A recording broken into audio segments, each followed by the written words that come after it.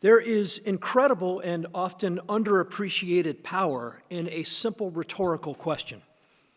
Pose a question to an audience where the answer is already obvious to everyone present, and much is communicated, both verbally and non-verbally.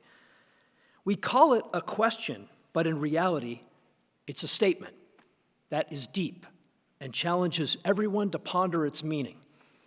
In fact, there is more said in a rhetorical question than many long-winded speeches or even Saturday morning reflections for that matter. An excellent example of this is from today's first reading from Genesis. After Adam and Eve disobeyed God and ate from the forbidden tree, God asks Adam a very simple yet powerful rhetorical question. Where are you? Now, of course, God already knows precisely where Adam and Eve are and what had just transpired.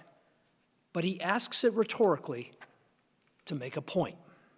And Adam and Eve know exactly the point, which is why they act the way that they do.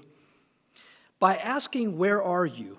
God is telling Adam and Eve, telling us, that our natural place, where we are meant to be, is in his presence, right there next to him. And when we are not near him, he notices. And when we are away, it is not good for us. He also indicates with this question that he cares enough to ask. If he didn't care, he would just let them go their own way and wouldn't bother inquiring. After all, we only ask, "Where are you?" to those we love, to those we want to retrieve, to those who are important to us, that we value knowing their location. But the most beautiful part of the question that God poses is that Adam and Eve, we humans, feel a separation from God, and we don't like it. We sense that something is off. We feel it as emptiness, sadness, melancholy. Now, we may come up with excuses and blame others like Adam and Eve did, but we instinctively know that separation from God is just not good. We feel a longing to close that gap and to be reconciled with him again, to go back home to where we belong, though pride often gets in the way of that and covers up that natural instinct, making us as blind as Adam and Eve ever were. Where do we see this instinctive longing to go back to God? Well, we see it in today's gospel, where Jesus feeds the people, a story that beautifully connects us to the first reading and Adam and Eve's fall from grace. Jesus said in the gospel that the crowd came to him, many of which traveled great distances to be there. In other words, like Adam and Eve, they were far away from God.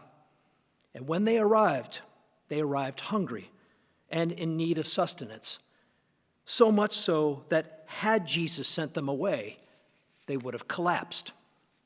Now, is Jesus merely talking about physical exhaustion and regular food here? Well, that's part of it, but there's also something deeper. It may have been physical food, but the point is more profound and more spiritual. Jesus fed them, yes, but not with the forbidden fruit eaten by Adam and Eve, but with bread from heaven, true food, true drink. It says in the gospel, they ate and were satisfied. See, the people were away from God, and they sensed that emptiness and felt that hunger. They heard a calling to come back, to make the long journey, and it was Jesus who received them, nourished them, and reconciled them to the Father. This gospel story is the beautiful healing of that fracture between God and humans that occurs in the first reading. Jesus doesn't just feed, he restores. So if you ever hear him call out to you, "Where are you?" remember these readings. And don't just answer him, but run toward the sound of his voice. You will travel great distances and arrive famished for sure. But he will not send you away where you will collapse. Rather, he will nourish you and welcome you home, because it is at God's side where we are meant to be.